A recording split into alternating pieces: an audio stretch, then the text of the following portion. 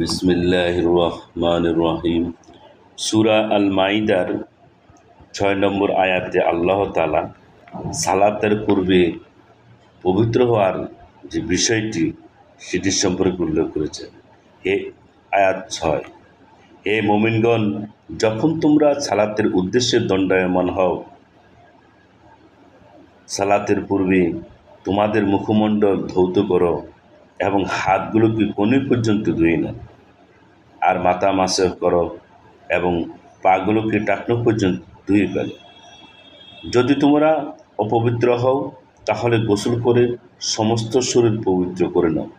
কিন্তু যদি রোগাগ্রস্ত হও কিংবা সফরে থাকো অথবা তোমাদের কেউ পায়খানা হতে ফিরে আসে কিংবা তোমরা স্ত্রীদেরকে স্পর্শ করো অতঃপর পানি না পাও, তাহলে পবিত্র মাটির দ্বারা তায়াম্মুম করে নাও।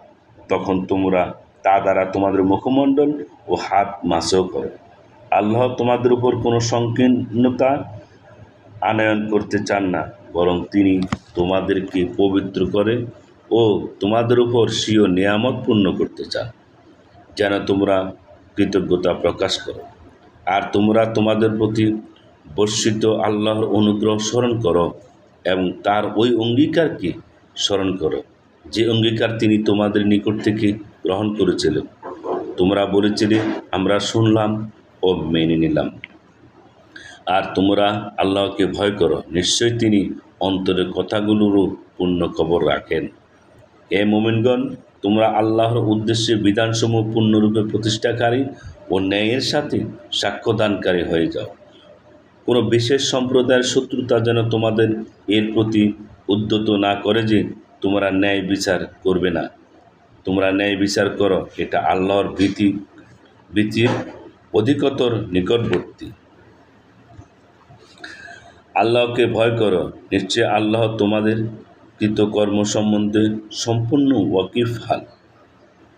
যারা ঈমান এনেছে ও ভালো কাজ করেছে তাদেরকে আল্লাহ প্রতিশ্রুতি দিয়েছেন যে তাদের জন্য ক্ষমা ও মহা পুরস্কার রয়েছে। পক্ষান্তরে যারা কুফরি করছে এবং আমার বিধানসমূহকে মিথ্যা জেনেছে তারাই হচ্ছে জাহান্নামের অধিবাসী। 6 থেকে